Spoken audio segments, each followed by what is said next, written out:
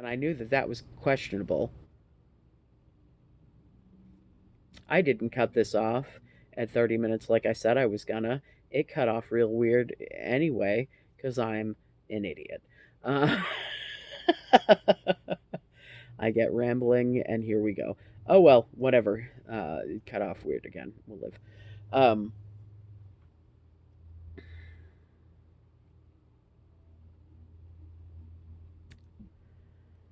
yeah,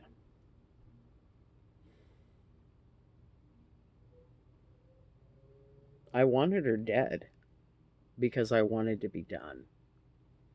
And the only reason that makes me feel bad is because of my kid. Because let me tell you, finding out I was anxious because I had to make sure that the kids knew. I told the older two, the youngest was with her mother at the time. I'm like, hey, can you tell her? Because I figured, like she's young enough that whatever. Um, excuse me. Yeah, the ex said that she like teared up for like a second and then moved on. They were not close. And she was really shitty to my middle kid for, at this point, years. And that's really what put the nail in the coffin. That kid has been through so, so, so much shit.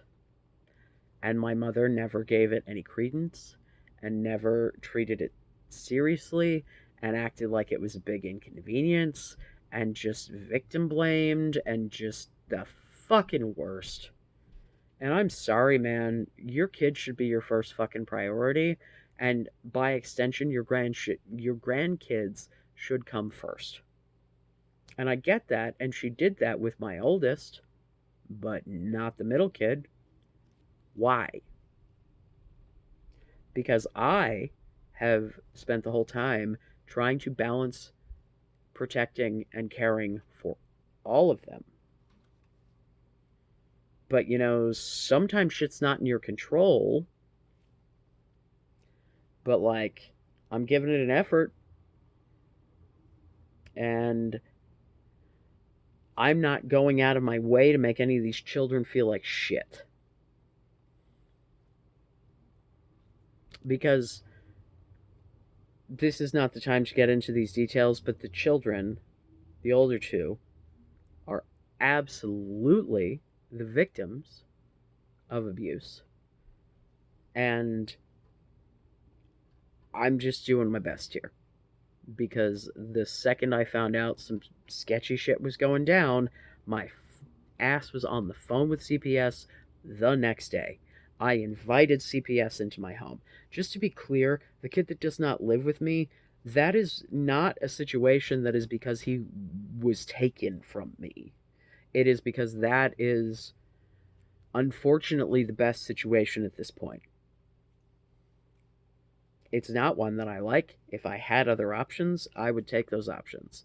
But like right now, I ain't got shit other than what we're dealing with right now. And I hate it because I'd rather have them all here, but like it is what it is.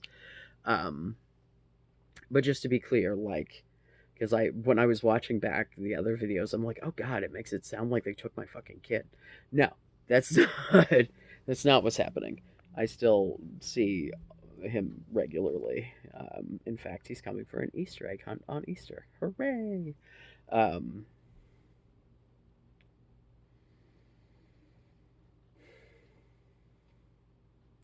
I don't know, man. Like, it's just, it feels fucked up, and I feel like I should feel guilty, and I feel like I should feel guilty for not feeling guilty, and it's just this big spiral. And really, like, the only thing I was anxious about was telling the kids. And then once that was done and really, like, done, and I was like, okay, like, it's not great on all fronts, but like I think everyone knew this was coming. I think we're all right. I feel like someone slayed my boogeyman because I cut my father off decades ago and got to live that relief of being like, fuck that shit. But I thought my mother had my best interest in mind for a really long time.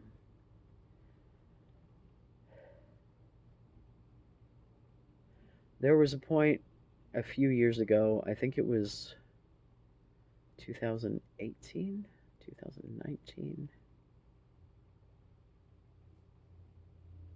must have been like 2017, I don't know, whatever. Um, 2018, I think. I'm trying to like gauge the age of my children um, this is a story that we'll get into when we start talking about my ex-wife, but I was staying with my mother for a short period. And by short period, I mean it ended up being a couple of days. It was supposed to be like a month.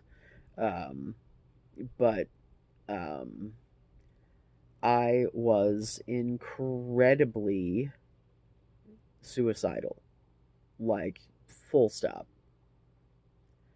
And I made that abundantly clear to her. And her response was to point out some other time that she was in need that I didn't help her. Now, what this was she came over to my house one time when the electricity was out because she wanted to come and stay with us. And this was after the story that I previously told about all the fucking daycare bullshit that she tried to do this. Be like, the electricity's out. I'm cold. She lived indoors. It's not the fucking Arctic. You have blankets. I'm not here to entertain you because you don't have cable, which is why you're at my house. You want to watch television. You want to be entertained. This is not about survival at all. But you're going to bring that up when I'm literally talking about my survival because every single ounce of my being is screaming, die, die, die. You're not worth living, fucking die. And I'm telling her this, and I'm begging her for help, and I'm telling her that I'm not okay. And she's like, yeah, but what about that time it was cold outside?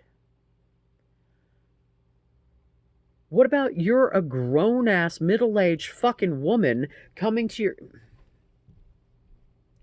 Like, additionally, her friends lived upstairs from my apartment, go upstairs. Like, and by friends, I mean her weed dealers, because this was before cannabis was legal where we live, and she had made friends with some little 20 something dudes who were selling weed who happened to live upstairs, who eventually I started buying weed from, so I'm not even mad about that. But, like, you don't gotta bother me.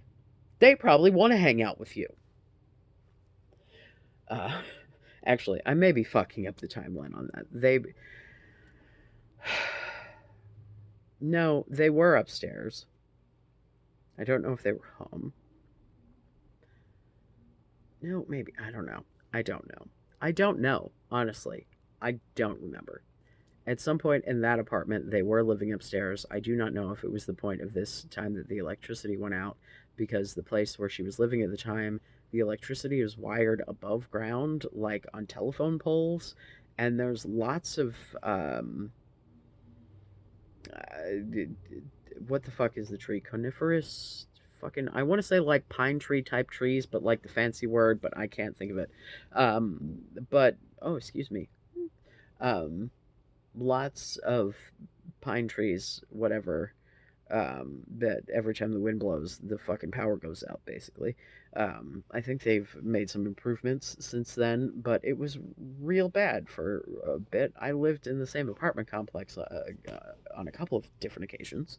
Um, so it's like, I get it, but like, this was not life threatening, man. Like, she didn't even bring her pets. Like, if you're really concerned, like, you're not going to bring the cats with you? Like, because there was a time when I was living in the same apartment complex years before that, that the power had gone out for days, and it was very cold, and I had reptiles, and I was freaking the fuck out. Not about me, because I was indoors, but because, oh my god, these things are gonna fucking freeze, and also my cat. Uh, Yeah, but the reptiles I was more concerned because the cat can create his own heat and has fur and shit. Like, he inside is about as good as I am inside, probably better because he built in blanket. Ed was a great cat, by the way, fantastic cat. Um,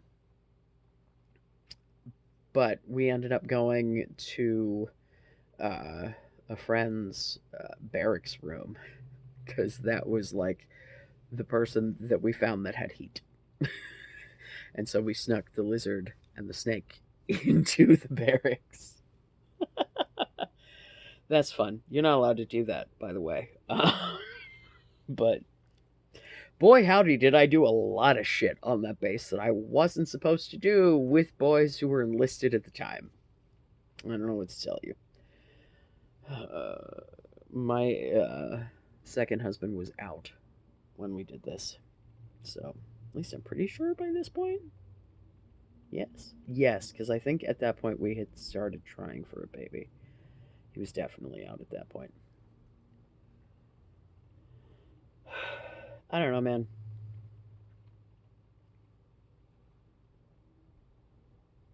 Just a lot of me venting at this point. This is just a vent. I don't know if this is actually going to go up. I'll rewatch it and see. I promise there will be stories that are less angry. Um, Not all of them will be less angry, though. But I don't know, man. Let me just, I kind of want to do this over. Yeah, no, fuck it.